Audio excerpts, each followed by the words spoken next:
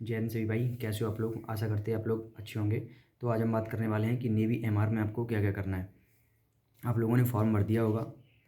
तो जैसे आपने फॉर्म भर दिया है तो अब आप सोच रहे हो कि इसकी कैसे पेपर कैसे तैयारी करें। भाई इसका पेपर निकालना पड़ेगा, क्योंकि जो पेज वन होगा ना उसको बहुत ही मेंटेन तरीके से चलना पड़ता है, क्योंकि ये सिर्फ क्वालिफाइंग नेचर होता है जो फर्स्ट पेपर होता है, जब सेकंड वाले से हमारी मेरिट होती है। लेकिन हमें सेकंड पे अभी फोकस नहीं करना है, क्योंकि हमें फर्स्ट फेज में जो स्कोर अच्छा करना है, क्योंकि हम इसी के अकॉर्डिंग हम सेकंड फेज तक जा सकते हैं।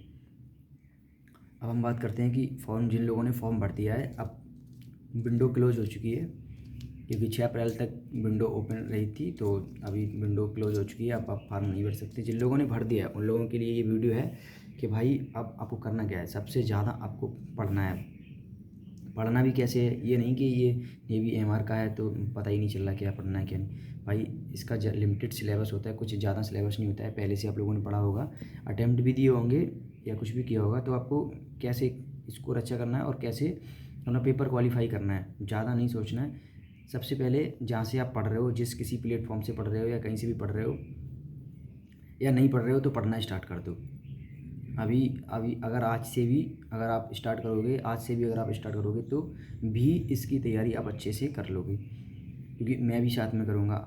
ठीक है, तो आप मुझसे जुड़ सकते हो। हमारा टेलीग्राम है, टेलीग्राम लिंक है, उसमें आप जुड़ सकते हो। वहाँ पे आपको जो बैच के नोट्स हैं और मैंने अपने नोट्स कैसे बनाए हैं और आपको कैसे पढ़ना है, कैसे मॉक देना है, तो वहाँ पे आप अपना स्कोर भी शेयर कर सकते हो। और वहाँ से जो भी नोट्स आप चाहिए या आपको कुछ भी चीज़ की ज़रूरत है, तो आप टेलीग्राम लिंक में जाके वहाँ से ले सकते हो।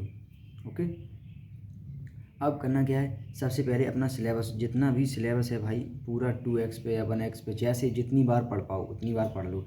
वैसे तो एक बार तो पढ़ ही लो पूरा, कम से कम इतने से हिसाब से मेंटेन करके करना है, क्योंकि अब आज से तुम स्टार्ट करोगे, तब आज से स्टार्ट करने की बता रहा हूँ। बैच तो बहुत पहले से चल रहे हैं, वैकेंसी बहुत पहले से आई हुई है, तो बैच तो बहुत पहले से चल रहे हैं, लोग बाग बहुत आगे। अगर आपको सच में पेपर क्वालिफाई करना है तो करना क्या पड़ेगा, आपको जो बैच चल रहा है या कहीं से भी जहाँ से पढ़ रहे हो, उसको क्या है, पूरा सिलेबस एकदम स्पीड में उसको ख़त्म कर दो। सारे जितने सारे पोर्शन हैं, हिस्ट्री हुआ और मैथ हो गया, साइंस हो गया, तो ये क्या है, आपको एकदम से ख़त्म कर देना है। सब कुछ ख़त्म करने के बाद आपको क्या करना है, डेली ख़त्म हो या ना हो, लेकिन आपको डेली मॉक लगाना है। कहीं से भी लगाओ, फ्री से लगाओ, पैड लगाओ, ख़रीद के लगाओ, टेक्स्ट बुक से लगाओ। मैं अपना टेक्स्ट बुक से लगाता हूँ और आपको मैं टेलीग्राम पे अपना स्कोर भी शेयर करूँगा, अगर आप बताएंगे तो। आपको करना क्या है, टेक्स्ट बुक से लगाओ, नहीं तो वीकली जो RWA है, रोजगार विद अंकित, से भी आपको एक टेस्ट फ्री में मिलता है। बाकी अभी तक आपने नहीं लगाए होंगे, वक्त तक अभी तक आपने तो लगाए नहीं होंगे, तो आपके ना जो पिछले वाले पड़े होंगे, आपको वो लगाते रहो, क्योंकि लगाते रहोगे तो प्रैक्टिस बढ़ती रहेगी। और भाई डेली हर हफ्ते आता है फ्री में, आप फ्री ऑफ कॉस्ट लगा सकते हो वहाँ से। उसके बाद करना क्या है, उसको एनालिसिस करना है, किस चैप्टर से कहाँ से हो रहा है। कोई ज़्यादा इतनी टेंशन नहीं लेनी है, आपको पहले सिलेबस समझ लेना है क्या सिलेबस में। पूरा सिलेबस देख के, किसी का डेमो देख के, सिलेबस समझ के, उसके बाद ही आगे बढ़ना है। और कोर्स अपना जो सिलेबस है ना, जो पूरा कोर्स है, उसको कोर्स में क्या है कि बहुत ही लिमिटेड चीज़ें दी गई हैं, तो उसमें क्या है, सारी चीज़ों को मेंटेन करके चलना है। ऐसा नहीं कि एक चीज़ पढ़ रहे हो, एक ही चीज़ पढ़ते जा रहे हो, नहीं भाई, सबको लेके चलना है। चलने के बाद जब आप अपना करोगे, सबसे वेटेज अच्छा रहता है जीएस का, क्योंकि इसमें जीके जीएस ना बहुत ही वेटेज अच्छा रहता है। जीके के 25 क्वेश्चन आते हैं, मैथ के 12 मान लो या 13 मान लो, और साइंस के 12 या 13 मान के चलो, यानी कि वेटेज या 12 हो जाए या 13 हो जाए, यानी कि 25 क्वेश्चन ये बनेंगे और 25 क्वेश्चन जीएस से बनेंगे।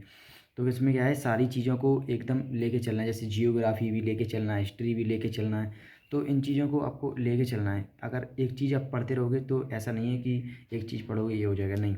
सारी चीज़ें, एक आध पोर्शन है जो वीक हो सकता है, लेकिन सारे पोर्शन वीक नहीं हो सकते।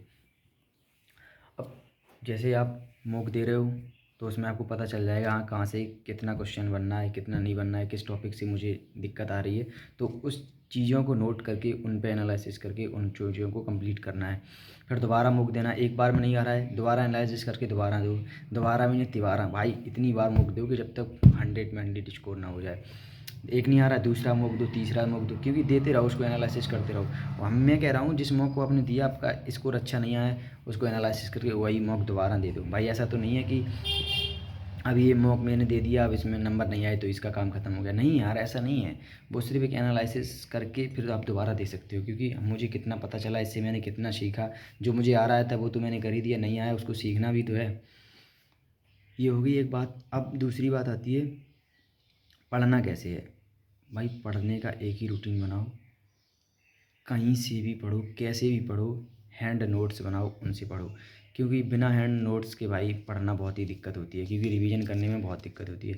अगर मेरे हैंड नोट्स ऑलरेडी बने रखे हुए हैं, जैसे एयरफोर्स के हुए और ये सब सारी चीज़ें, तो आपको क्या है, अपने हैंड नोट्स पढ़ना बहुत ज़रूरी है। आपके नोट्स हैं तो बहुत अच्छी बात है, नहीं तो आप लिखना भी स्टार्ट कर दो, क्योंकि मेन मेन चीज़ें वो लिखनी पड़ती हैं।